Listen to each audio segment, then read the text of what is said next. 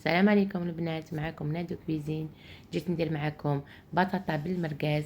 شوفوا لا فيديو حتى الاخر.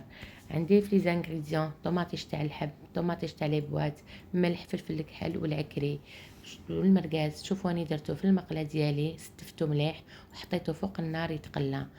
ما درت له حتى حاجه، هذا الزيت ديالو هو اللي يطلقو. خليته يتقلى دوكا، ورحت قشرت البطاطا تاعي وقطعتها ديكاغو صغار ودرت لها الملح وحطيتها تتقلى. شوفوا البنات دوكا تقلى لي المرقاز ديالي، راني نحيته ودرته في التبسي. وشنو ما خليتوش طاب بزاف، خليته شويه طري، ما لازمش ينشف.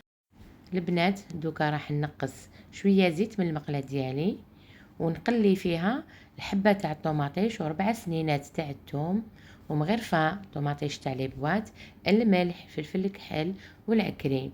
ومن بعد نديهم فوق النار نخليها تتقلى بغردها. شوفوا يا البنات، مور ما تقلات لي راح نمرقها بنص كاس تاع الماء، نخليها ترفد الغليه ونحط عليها البطاطا اللي كنت قليتها ديكاغ صغار. وخلي كانيك هذيك البطاطا تشرب شويه هذيك لاصوص. مور ما تشرب هذيك لاصوص نحط فوقها المرقاز، نستف مليح المرقاز يجي كيما الورده. شوفوا يا البنات كيفاش ستفتو، جا الله يبارك، جا شباب في المقله. ومن بعد فقست له 4 حبات ولاد الدجاج ورميت له رشه تاع حشيش مقطفه وغلقت عليه باش لو بلا تاعي يجمر شويه ويطيبولي لولاد الدجاج.